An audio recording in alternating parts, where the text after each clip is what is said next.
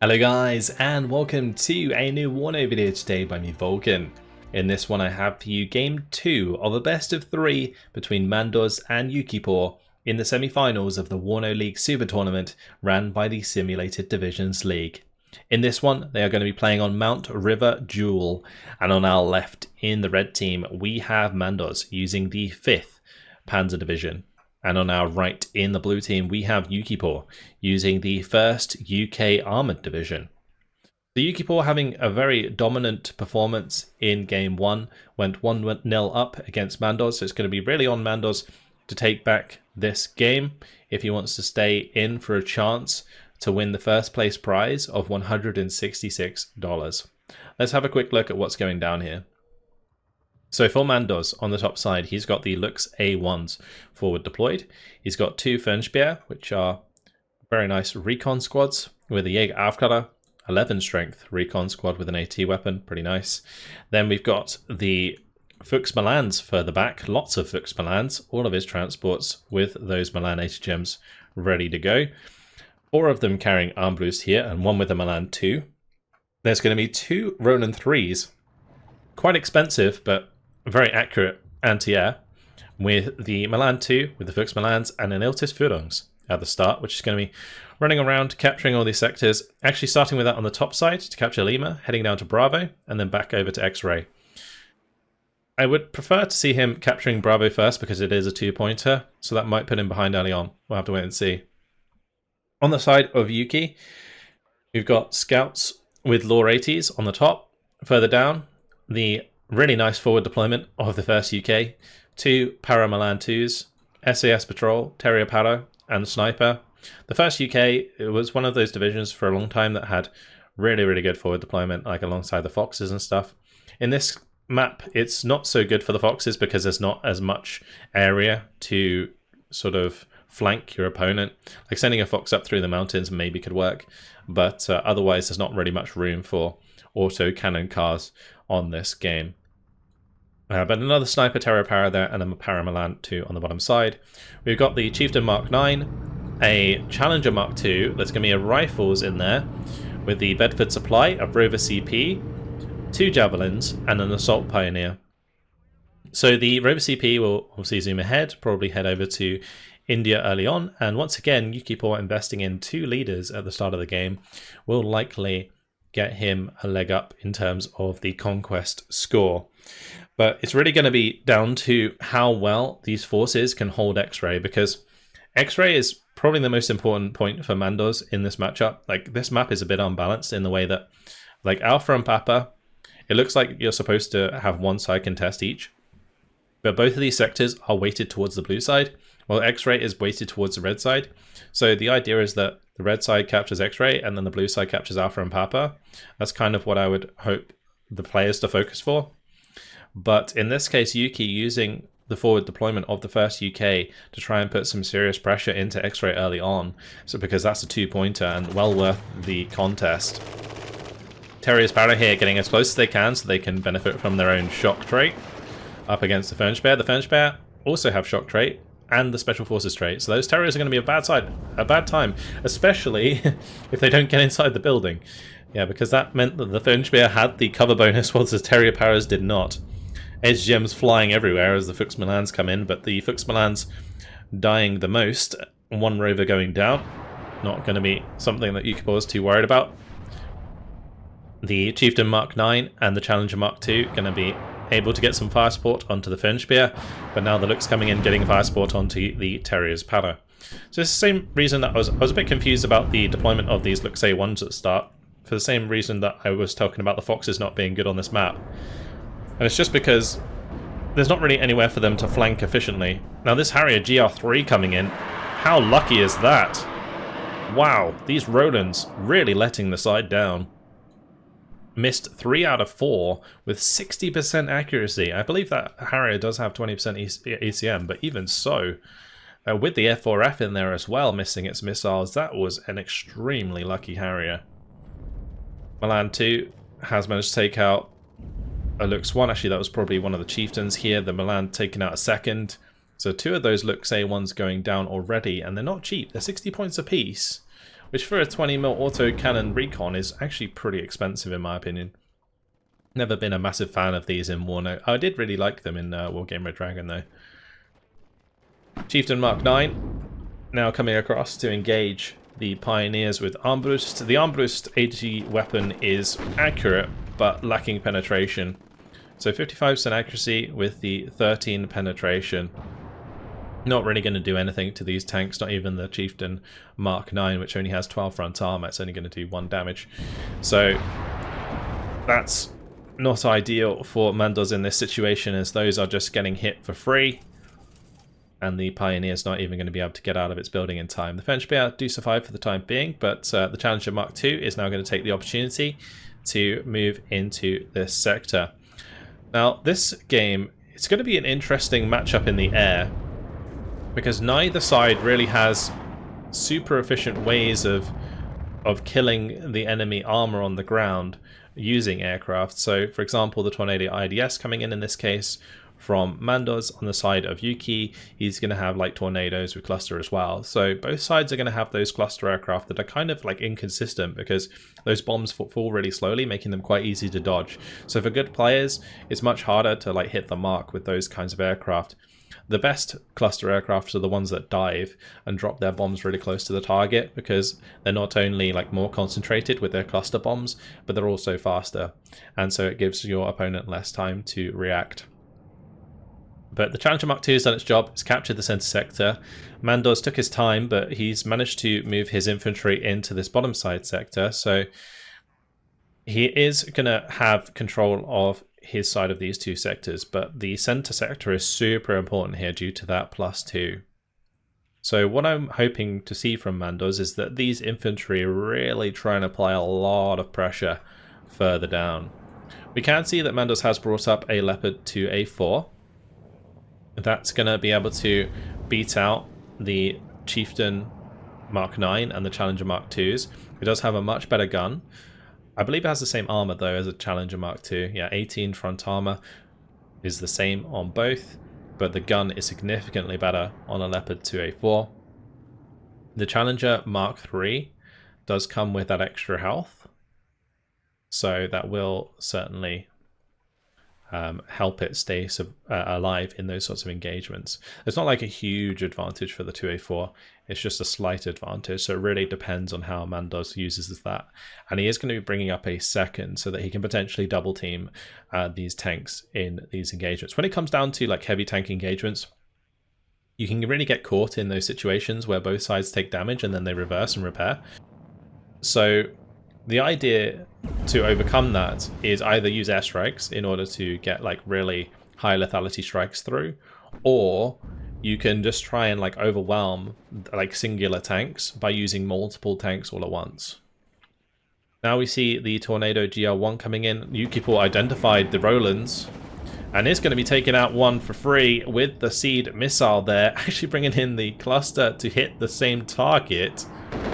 Very cheeky. The Roland 3 now turning its radar back on. Mandoz did actually react pretty quickly to that, in that the second Roland 3 did have its AA turned off in time.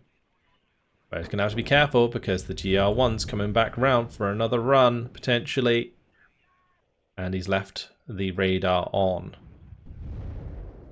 So Pioneers, they tried to make a move into this sector, but they did so individually, which has allowed them to be picked off so far. The one that went up this tree line got hit very hard by these infantry, and also the Challenger Mark III. The one on the bottom side is going to get hit pretty hard by the Sneb rockets of the Gazelle AH-1.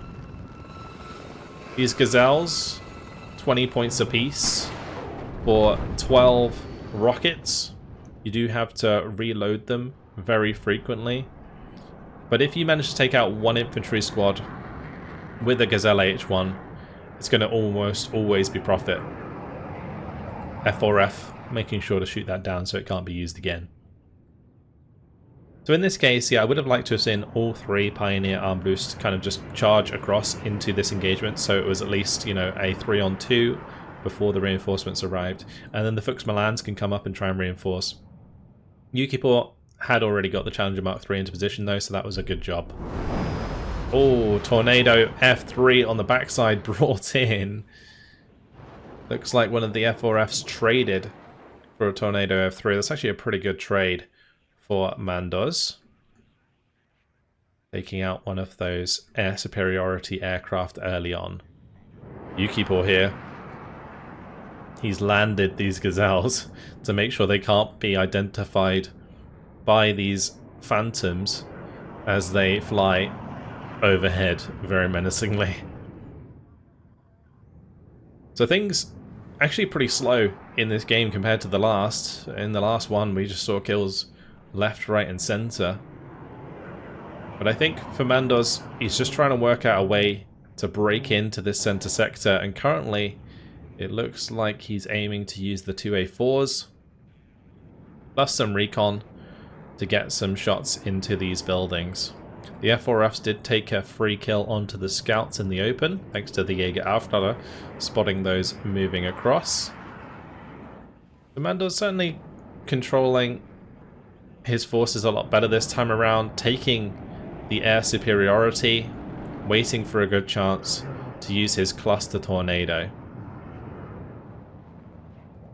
These Leopard 2A4s need to be really careful of the 24 AP on those Milan 2s. That one went straight through the smoke into the side armor of this Leopard as it retreated. That is really nasty for Mandoz. Smoke just too late.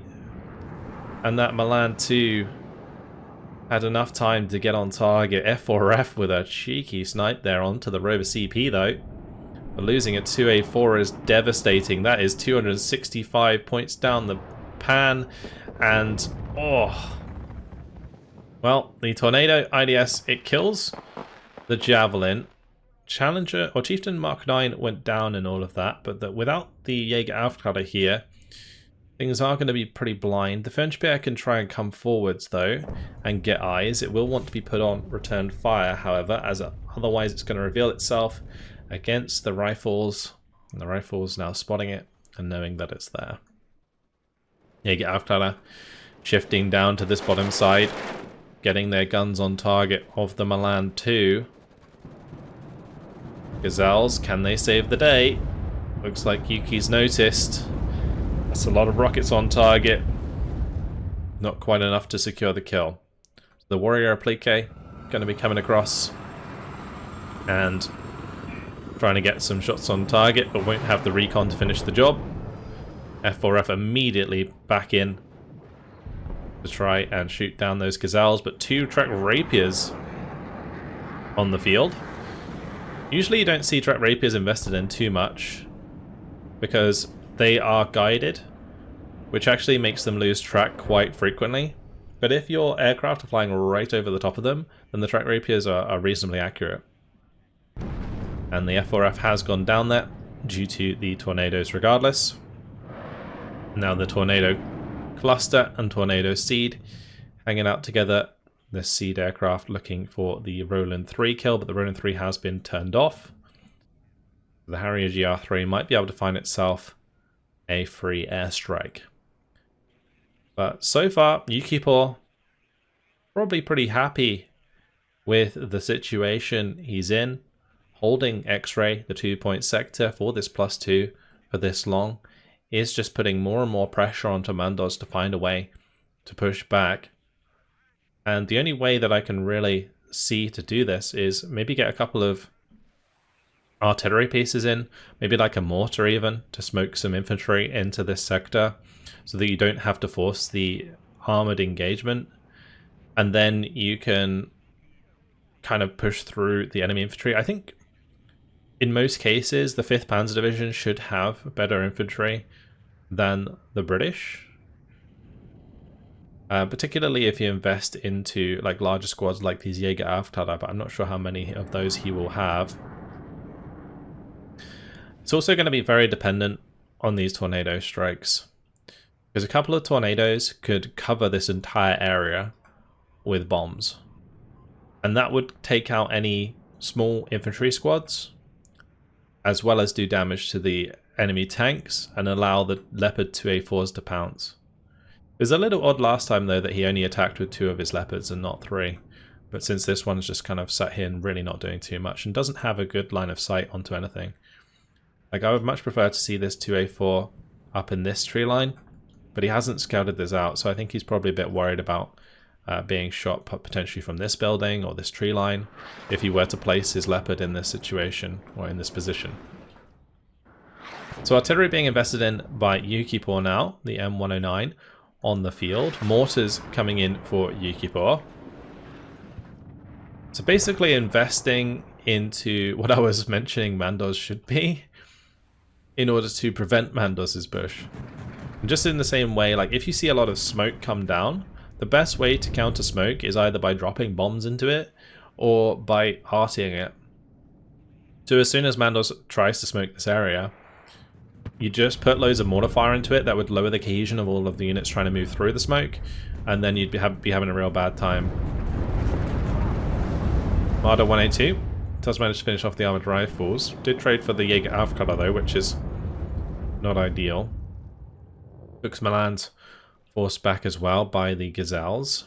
And you can see how these Gazelles are just being landed, reloaded, taking off, firing again, landing, reloading, and so on, just to get infinite value out of the 20 points that he's invested there.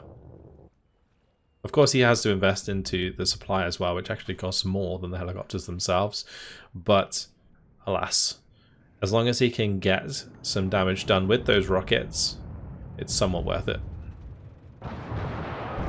The Chieftain Mark 9 is now rolling up on this bottom side. The scary thing about the Chieftain Mark 9 is it does have a 19 penetration, 70% accurate gun in this case due to the 2 veterancy. So all of these martyrs can't really do anything in this situation.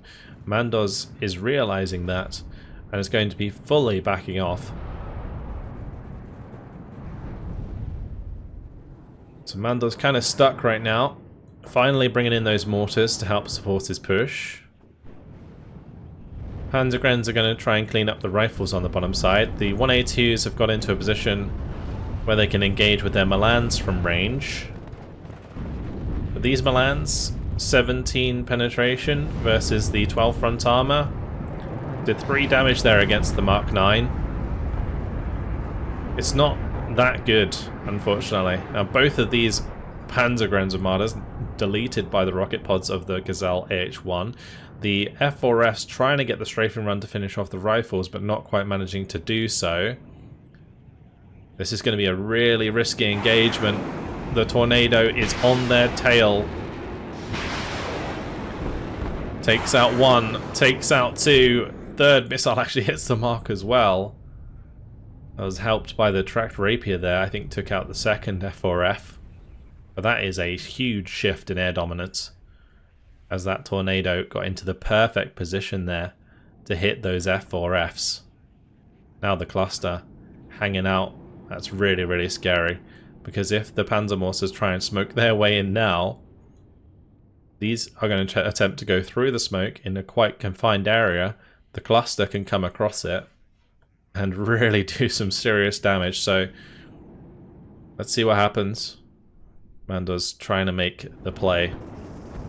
Actually dropping the cluster early onto the mortars themselves. Can the Roland 3s punish? It's flown right over the top, and oh, that's such a shame. The seed missile coming in there as well to shut down the Roland 3. I just can't afford for these to be so inconsistent, and unfortunately that is quite often the case when it comes to Rolands. Like, sometimes they just never miss, and then other times, you know, you get these games where they just never hit consistently enough to get any kills, and it's so frustrating. So Mandoz must be really, really in a bad spot now with that. Those Tornadoes are going to be flying around for free. But at least the cluster isn't here to threaten his push. And hopefully the 5th under Mandoz does have the IWS to use. That is the infantry cluster. I think it's the IWS. But yeah, he can bring in the infantry cluster, and that would be able to rip through the defenses here for his own infantry. Here comes the cluster onto that smoke. It was actually a little bit off target, and the Roland finally finds the kill. Harrier GR3 coming in with the bombing strike onto the Gepard. Actually strafes the Gepard to death before the bombs even land. Now 2 more Roland 2s. That's more like it. Okay. But, as you might have noticed, the push from Mandoz has been deleted. And so has his chances of proceeding in this tournament. Good job, YukiPaw. 2.28 KD in this one. 2,705 kills to 1,185 losses. Again, a dominant performance by Yuki. Really played the map well. Unfortunately, I would say Mando's got the hard side of that map. But it is not impossible to win. Unfortunately, I just felt like Mandoz was not quite on the same level as YukiPaw throughout these games.